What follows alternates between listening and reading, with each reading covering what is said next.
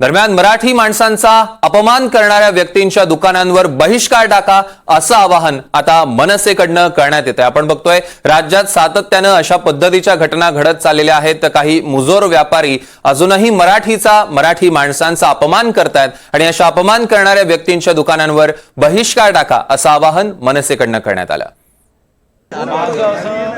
म्हणणं आहे की मनसेच्या माध्यमातून जे काही हे राजकारण चाललंय महाराष्ट्रामध्ये अर्थातच मराठीचा अपमान होऊ नये। महाराष्ट्रामध्ये कोणी मराठीचा अपमान करत असेल तर सहन होणार नाही, त्याच्यावरती कायदेशीर कारवाई केली जाईल। परंतु अशा पद्धतीने मारहाण करणे आणि हा कायदा आपण हातामध्ये घेणे अत्यंत चुकीचं आहे।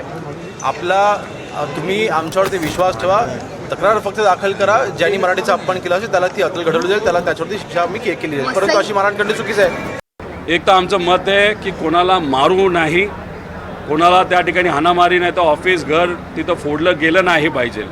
पण इथं असणाऱ्या सर्व लोकांना मला एवढंच सांगायचं आहे, तुम्ही मराठी आहात नाही तर नाही। तुम्हाला मराठी येत नसली, तुम्ही बाहेरच्या राज्यातून या महाराष्ट्रामध्ये या मुंबईमध्ये येऊन राहत असला, तुमचं घर त्या ठिकाणी चालवत असाल तर आमचं एवढंच मत आहे की तुम्हाला मराठी आलीच पाहिजे असं आम्ही म्हणत नाही। पण मराठीचा अवमान तुम्ही करू नका, मराठी अस्मितेचा अवमान तुम्ही करू नका। कार्यकर्त्याने चोप दिला आहे, मारला आहे, तर हे योग्य आहे का असं मारणं? मुळामध्ये महाराष्ट्रामध्ये मराठी बोलता आलीच पाहिजे, यात कॉम्प्रोमाइजच नाही। मग कोणी पण असू दे, मग ते क्षेत्र राजकीय असू दे, सामाजिक असू दे, व्यावसायिक असू दे, व्यापारी असू दे, सांस्कृतिक कुठलेही असू दे, आलीच पाहिजे आणि त्यासाठी सगळ्यांनी प्रयत्न केलाच पाहिजे। पण सेम टाईम अशा प्रकारचा कायदा हातामध्ये घेणं हे योग्य नाही आहे।